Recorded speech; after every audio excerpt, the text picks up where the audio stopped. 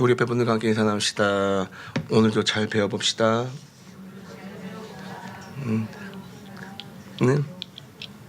별로 배우기 싫으시대요? 예. 로마서 이제 강의 계속 하고 있는데요. 5번째 시간입니다. 자, 여러분 아마 신앙생활 하시면서 이런 질문 많이 들으셨을 거예요. 이게 좀 이제 같이 예수님 믿는다는 분들을 오랜만에 만날 때 이런 질문이요. 어느 교회 다니세요? 어느 교회 다니세요? 여러분 뭐라고 대답하십니까? 저희는 저기 야탑 분당구 야탑동 장미 86 이콜로시아누망 8층에 있는 분당 풍성학교에 다닙니다. 저희 교회는 합신이고 다 설명하세요? 아니죠. 예. 이거 보면 참 곤란한 질문이요. 내가 이야기하면 네가 알아? 그거잖아요. 도대체 이 질문을 한 저희가 뭘까? 그렇죠? 보면은요 대형 교회 다니시는 분들이 많이 하는 질문이에요. 어느 교회 다녀? 되게 해맑게. 근데 속으로는 좀 꼴보기 싫은 부분이 좀 있죠. 뭐 자랑하고 싶은 거 뭔가. 그러니까 자기 대형 교회에 대한 자부심이 굉장히 넘치는 것 같아요. 예, 굉장히 자랑스럽게 여기죠. 뭔가를 비난하기 위해서 하는 것이 아닙니다. 이거 제가 얘기한 거는데 보통 많은 사람들이 이상한 질문이에요. 되게 이상한 질문이에요. 어느 교회 다녀? 이걸 이야기하면 아나? 참 재미나죠. 근데 제가 이제 사역자들도 만날 때 그런 분들이 제 뭐 후배들도 그렇고 그러는데 어디 교회 다니냐고 물어봤을 때 얘가 사역자인데도 이걸 물어본다고? 예, 조금 곤란하더라고요. 예, 저도 옛날에 그런 자부심이 있었어요. 내가 다니는 교회에는 연예인이 다녀. 내가 다니는 교회는 누가 있어? 예, 가만히 생각해 보면요. 예수님에 대한 자부심보다 누가 있는 교회가라는 그 자부심이 더 큰 거예요. 어떤 목사님이 섬기는 교회다. 이게 더 자부심이 큰 거예요. 거기 예수님은 어디 가셨는지 모르겠어요. 어떻게 생각하십니까? 제 말이 틀립니까, 여러분?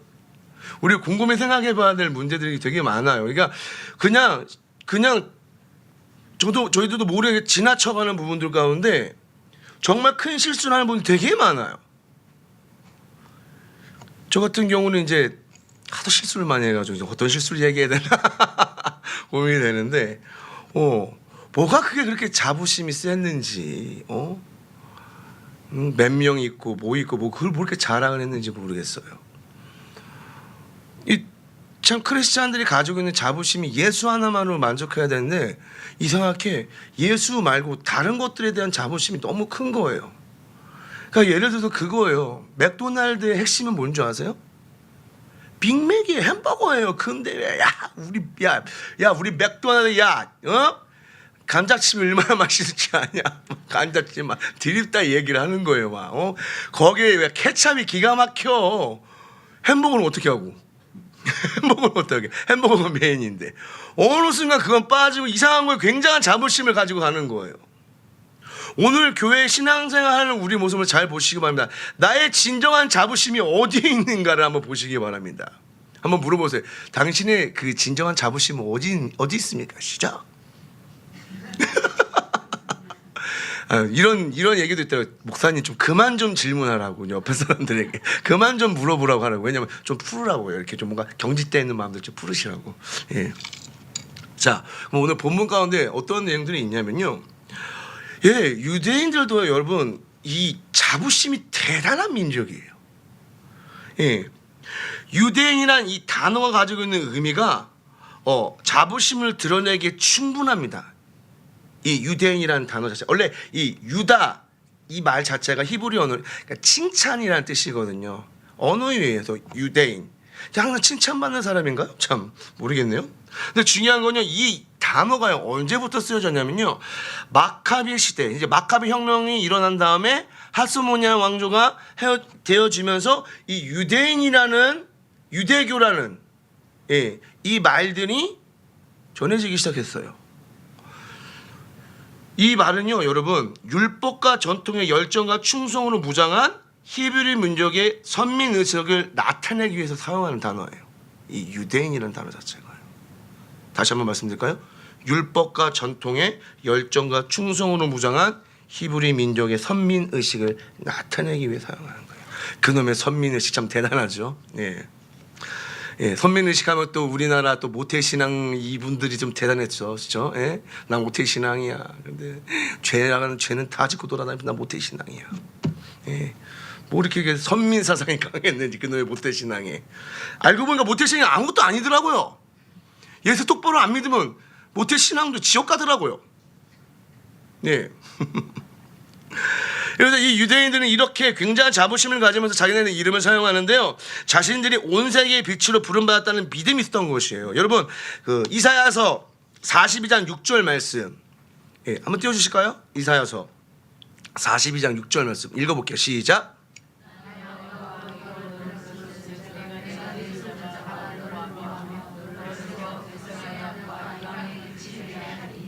이 말씀의 약속을 굳게 믿고 있었어요. 그렇게 유대인이라는 정체성에는요 민족적 자부심과 자랑 그리고 사명감이 대단했던 거예요. 우리가 성경을 볼 때 왜 사도 바울이 이 로마에 있는 유대인들에게 이렇게 이야기하고 있는지를 알기 위해서는 그 유대인의 배경을 잘 알아야 되는 거예요.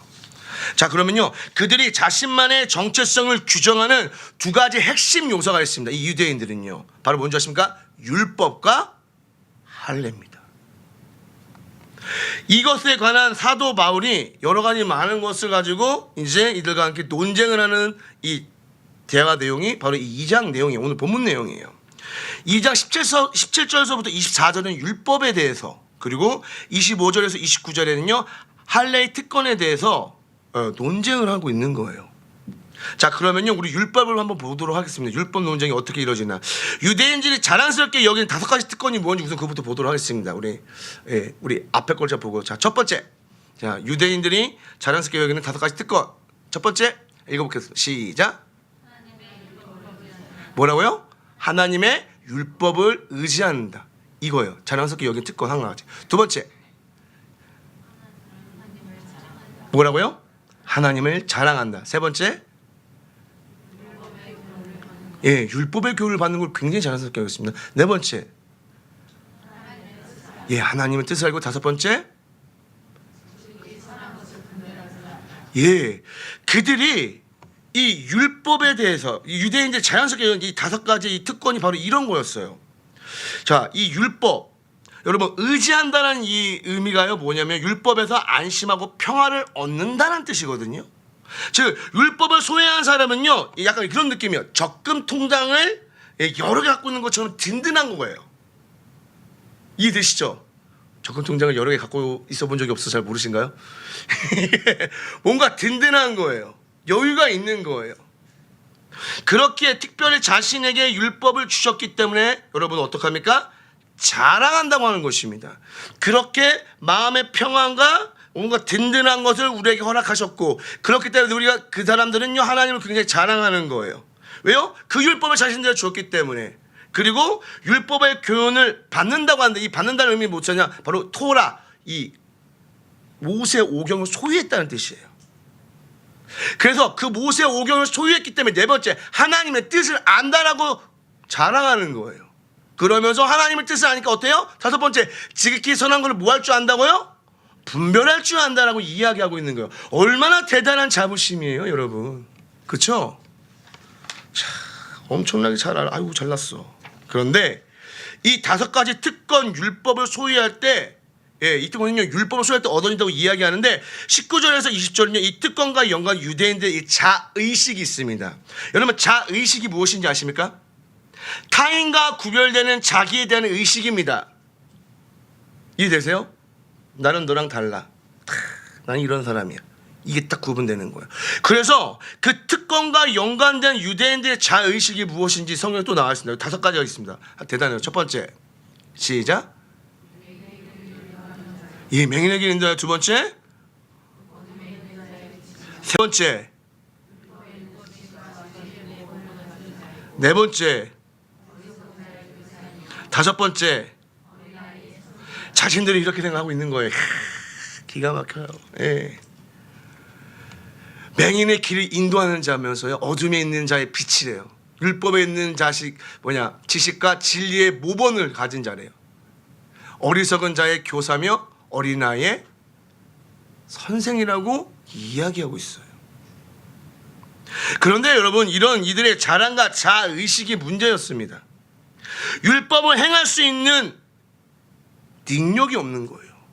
율법을 소유하긴 소유했지만 그들에게는요, 그 율법을 행할 수 있는 능력이 없다는 거예요. 그래서 율법으로 그냥 온갖 자랑거리와 특권이 주어졌지만 아무런 능력이 없는 거예요. 오늘날 이 시대에 살아가는 우리가 정말 깨어 있어야 될 것 중에 하나가 뭔지 아십니까? 우리는 성경을 소유한 자입니다. 믿으십니까? 여러분과 저희는 성경을 소유했습니다. 근데 중요한 건 뭐냐면요, 우리가 성경 이 말씀대로 살아가지 않으면요, 성경을 소유했을 때 뭐하지 않는 자? 능력이 없는 거예요. 능력이요. 디모데후서 여러분들 3장 5절에 무슨 말씀이 있습니까? 경건의 모양은 있으나 뭐는 없어요? 능력이요. 능력을 무시해요. 경건의 능력이 없는 거예요. 오늘날 가장 문제가 되는 게 바로 이거죠. 그래서 교회가 계속 욕을 먹게 되는 경우가 바로 이런 거예요. 그러니까 너무나 예수님을 잘 믿어서 욕을 먹는 것이 아니라 교회가 교회되지 못해서요. 그들이 하나님의 말씀을 소유하는 사람이란다고 이야기하는데 그들의 실상 본 모습은 어때요? 예, 그 모습 가운데 있지 않은 거예요. 그래서 많은 사람들이 실망을 하는 거죠. 제가 저번에도 예전에 그런 얘기한 것 같은데, 군대에서 보면요, 비 오는 날에 막 진흙탕이에요. 전투화가 막 진이 다 묻었어요. 그런데 무슨 교육 시간이었기 때문에 비가 오니까 훈련을 못하니까 어디로 들어가요? 보통 그냥 다들 그냥 그 교회 예배당에 들어가서 훈련 받고 해요. 교육 받고 한단 말이에요. 정신교육 같은 거 받는단 말이에요. 그럼 막 사람 막 들어가잖아요. 그러면요, 되게 우스꽝스러운 장면을 발견할 수 있는 것 중에 하나가 뭐냐면요, 교회를 다니지 않는 사람들은 굉장히 조심스럽게 발을 털면서 조심스럽게 들어가는데, 이런 다니고 믿는다는 것들은 그냥 들어가 버리는 거예요. 제 말이 무슨 말씀인지 아시죠? 그렇기 때문에 여러분, 오늘날의 많은 세상 사람들이 교회를 질타하는 내용이 너무나 예수님을 잘 믿어서가 아니라 너무 예수님을 못 믿어서예요. 왜요? 경건의 능력이 안 나타나서. 진짜 부끄러운 거예요. 제가 오늘 새벽 예배 때도 말씀드렸어요. 이제 보세요. 중국 이 우한 폐렴 때문에 무슨 일이 벌어지는지 보세요. 이상한 문자들 막 돌고 있나요? 예? 하나님이 중국을 심판하고 계신다. 돌고 있나요? 맞습니까? 하나님이 중국이 하도 교회를 핍박해서 하나님이 질병을 허락하셨다. 맞습니까? 틀립니까? 우리나라 메르스 사태 때도 그랬습니다. 이슬람 때문에, 이슬람이 들어오는 걸 막기 위해서 하나님께서 이런 병을 줬다. 이런 헛소리 문자 되게 많았습니다. 제가 세월호 사건 때 정말 말도 안 되는 얘기, 이 나라가 정신 차리게 하기 위해서 하나님께서 아이들을 희생시켰다, 이런 말 같지도 않은 소리들 하고 다닙니다. 문자들 막 퍼집니다. 또 뭐가 있습니까? 구원파, 그 악한 검을 드러내기 위해서 세월호를 침몰시켰다. 우리 잘 생각하셔야 돼요. 맞습니까? 하나님의 주권을 얘기하는데 모든 것이 다 하나님의 섭리 가운데 있습니다. 그렇지만요, 우리에게 자유의지가 있습니다. 우리가 잘못해서 생긴 일이 자꾸 하나님 탓으로 돌리는 게 있어요. 자연재해가 일어나면 다 여러분들 근본주의자들은요, 다 하나님의 심판이라고 생각할 때 되게 많아요. 맞습니까? 우리가 만약 그렇게 해서 간다면 우리는 욥의 친구들 같은 사람이 되는 것입니다. 되게 조심스러운 거예요, 이게요. 그래서 여러 가지 많은 문제가 일어났을 때 여러분, 진정한 크리스천은 어디에 포커스를 맞추는 줄 아십니까? 왜 이러한 자연재해가 일어났나, 왜 이런 말 같지도 않은 질병들이 지금 확산되고 퍼지고 있나에 포커스를 맞추는 것이 아니라 고통당하고 아파하고 힘들어하는 자에게 포커스를 맞추게 됐어요. 맞습니까? 진짜 그가 기독교인이고 하나님에 대한 자부심이 강한 사람이라면요, 절대 여러분들 정죄의 칼날을 가지고 아무한테나 갖다 패지 않습니다.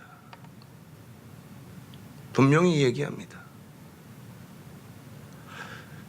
우는 자와 함께 울어야 되는 게 크리스천이에요. 저기서 지금 병 때문에 고통당하고 있는데, 중국 사람도 괴로워하고 있는데, 쟤네들은 죽어도 마땅해. 이게 말이 됩니까? 우리가 요나서 4장의 말씀을 보고 기억하십니까? 니느웨 사람들은 하나님께서 사랑하십니다. 하나님의 말씀을 잘 듣지 않는 이방 민족인데도 하나님 뭐라고 얘기하십니까? 하나님이 지으신 모든 것을 주님은 사랑한다고 하십니다. 여러분, 우리 정말 잘 알아야 될 줄 믿습니다. 왜 교회가 힘을 못 얻는지 바로 이런 부분에서 나타나는 것입니다. 자, 그렇기 때문에 여러분들 21절에서 23절은요, 그들의 그 무능력함을 고발하는 5가지 질문이 나오는 것입니다. 한번 보도록 하겠습니다. 첫 번째, 큰 소리와 같이 읽어보도록 하겠습니다. 시작. 두 번째, 세 번째, 네 번째, 우상을 가증하게 여기는 신전 물건을 도둑질하느냐. 다섯 번째,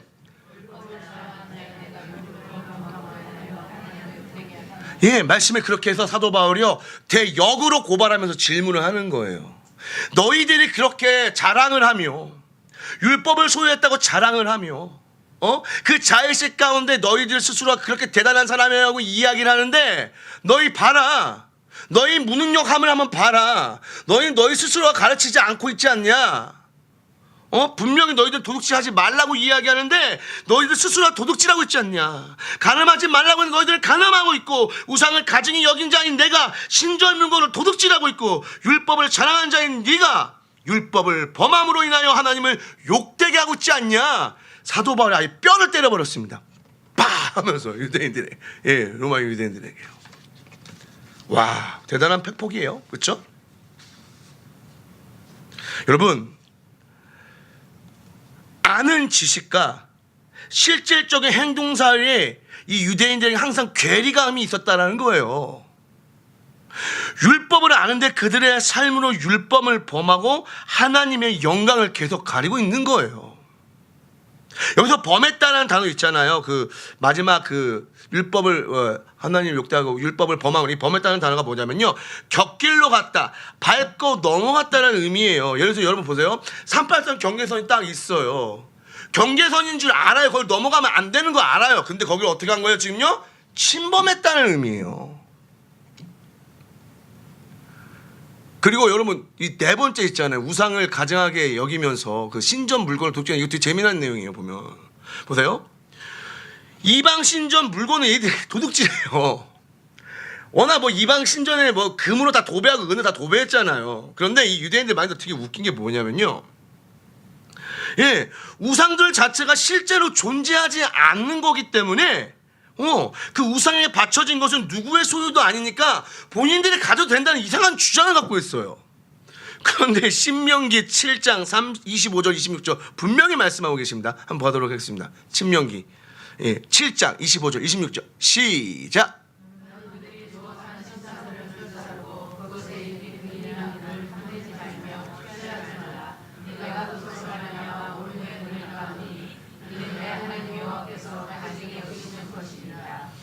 너는 가증한 것을 내 집에 들이지 말라. 너는 그것을 멀리하며 미워하라. 그것은 진멸당할 것임이니라. 아멘. 분명히 율법을 소유하고 이걸 지켜야 되는 의미가 있는 이들, 그쵸, 사명감이 있잖아요. 근데 어떻게 해요? 이런 말도 안 되는 주장으로 저 말씀을 다 어기고 있는 거예요. 분명히 가증하다고 이야기했어요. 그 탐심이라고 얘기했습니다. 그렇죠? 뭐 바울 씨도 이런 주장이 또 있었습니다. 어쨌든 이런 면에서 유대인은요, 이방인의 빛이 되게 하리니라는 이 말씀을 성취한 것이 아니라 도리어 내 이름을 항상 종일토록 더럽히는도다. 이사야서 52장 5절 말씀을 성취했습니다. 24절 말씀, 우리 본문 24절 말씀 한번 읽어볼 거예요. 다시 한번요. 시작. 기록된 바와 같이 하나님의 이름이 너희 때문에 이방인 중에서 모독을 받는도다. 오늘날을 살아가는 이 시대도 마찬가지입니다. 여러분, 우리가 예수님을 똑바로 믿고 살아가지 않냐면요, 이렇게 되는 거예요. 믿지 않는 세상 사람들이 우리 때문에 하나님을 욕하는 거예요. 모독받을 주의 이름이요. 요즘 그런 상황이 되게 많이 처해있지 않습니까? 우리가 깨어있기를 간절히 소망합니다. 정말 많이 깨어있어야 될 줄 믿습니다. 자, 이렇게 해서 율법에 대한 내용을 얘기했습니다. 다음은 이제 할례에 대한 내용입니다. 자, 할례. 예, 할례는요 아브라함 이래로 남자 성계에 구별된 표식을 새김으로 하나님의 선민됨을 규정하는 의식이잖아요. 그렇죠?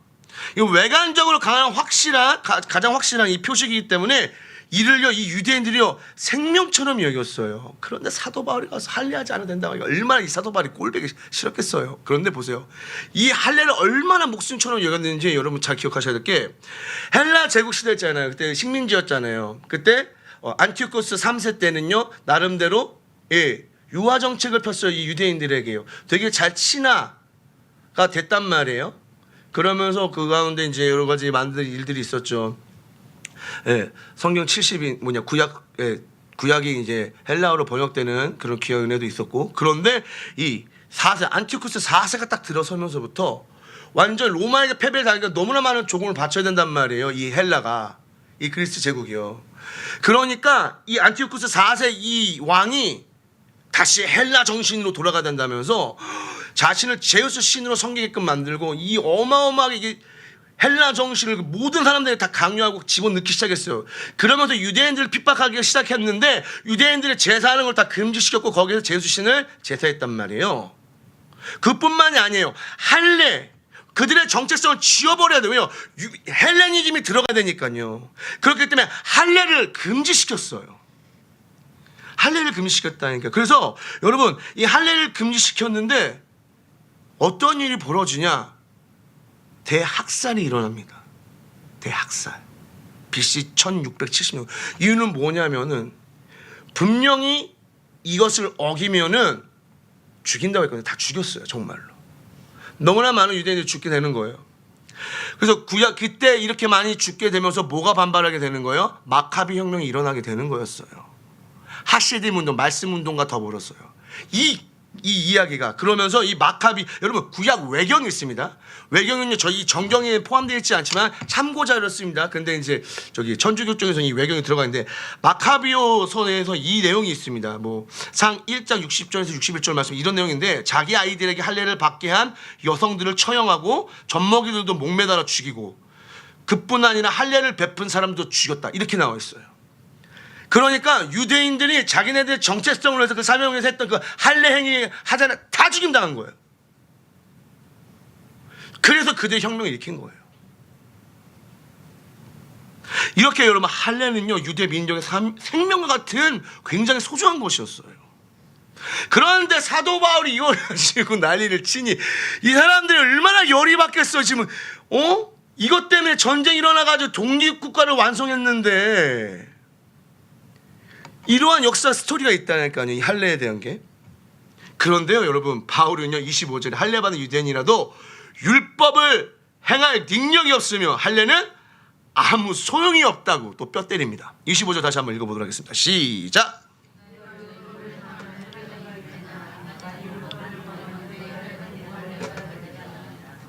아멘. 대단해요. 아주 그냥요. 가만 안 둬도요. 아주 그냥 말씀을 그냥 가만 안 놔둬요. 사도 바울이요. 네. 여러분 우리 보면요 이 참된 유대인의 정의가 필요한 거예요. 그래서 딱 보니까요 육체의 표면에 새기는 할례로 유대인이 되는 것이 아니라 그 내면의 하나님의 말씀을 실질적으로 행할 수 있을 때 진정한 유대인이 된다라고 지금 사도 바울은 얘기하고 있어요. 28절에 그렇게 써놨습니다. 그리고 29절에 진정한 이면의 유대인은 육체가 아니라 성령으로 마음의 할례를 받는 사람이어야 된다고 얘기하고 있는 거예요. 여러분 마음의 할례, 이 마음의 할례는요 신학시대 때 이 사도 바울이 이야기해서 나타난 단어가 절대 아니에요. 이미 구약시대 때부터 예언된 약속이 이 마음의 할례입니다. 믿으십니까? 신명기 10장 16절 말씀 보도록 하겠습니다. 여기 띄워주시겠어요? 신명기 10장 16절 시작. 분명히 나오고 있어요. 그렇죠? 자, 신명기 30장 6절 말씀요. 시작. 너로 마음을 다하여 내 하나님 여호와를 사랑하게 하사 너로 생명을 얻게 하실 것이며 나오고 있어요. 그렇죠? 마음의 할례를 베푼다고 나오고 있어요. 이미 신명기에 나오고 있습니다. 그 예레미야 4장 4절 말씀 볼게요. 시작.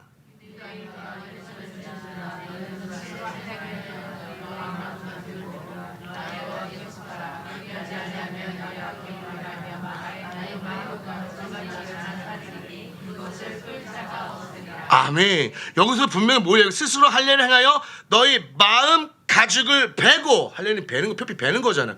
그 마음 가죽을 베고 누구에게 속하라고요? 여호와께서, 하나님께 속하라고 이야기하고 있습니다.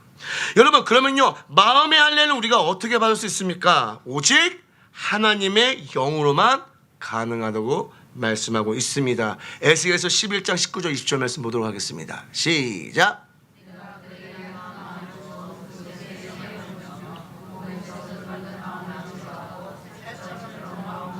아멘. 또 내 율례를 따르며 내 규례를 지켜 행하게 하리니 그들은 내 백성이 되고 나는 그들의 하나님이 되리라. 할렐루야. 또 말씀이 있습니다. 에스겔서 36장 26절에서 27절 시작. 또 새 영을 너희 속에 두고 새 마음을 너희에게 주되 너희 육신에게 굳은 마음을 제거하고 부드러운 마음을 줄 것이며 또 내 영을 너희 속에 두어 너희로 내 율례를 행하게 하리니 너희가 내 규례를 지켜 행할지라. 아멘. 자꾸 우리 마음에 뭔가를 준대요. 새로운 영을 준대요. 그것이 무엇입니까? 성령입니다. 이것이 실질적으로 이루어지는 것 바로 사도행전 2장 오순절 마가의 다락방에서 있는 성령 강림의 역사입니다. 예수님이 승천하기 전 사도행전 1장 8절에 뭐라고 얘기했습니까? 보도록 하겠습니다. 시작. 오직 성령이 너에게 임하시면 너희가 권능을 받고 예루살렘과 온 유대와 사마리아와 땅끝까지 이르러 내 증인이 되리라 하시니라. 분명히 말씀하셨습니다. 즉 하나님의 영이 임하여 하나님의 뜻을 행할 능력을 받고 온 열방에 복음의 빛을 비추게 하시겠다는 뜻이에요. 할렐루야. 이 말씀은 그들의 정체성과 사명으로 삼았던 이사야 42장 6절의 새로운 성취가 되는 거예요. 그래서요. 여러분, 진정한 자부심은요, 율법에도 있지 않고요, 할례도 있지 않은 거라는 거예요. 바로 성령의 능력으로 하나님의 뜻을 행할 수 있는 능력, 그리고 그분이 기뻐하시는 빛을 열방에 비출 때 그 진정한 자부심이 생기는 것입니다. 말씀을 좀 정리하도록 하겠습니다. 지금 여러분, 우리들의 신앙의 자부심이 어디 있습니까? 성경 100도겠다고 여러분이 거기에 갖고 있습니까? 어떤 분 만나요? 자기 성경 150도겠다고 200도겠다고 너무나 자부심이 커요.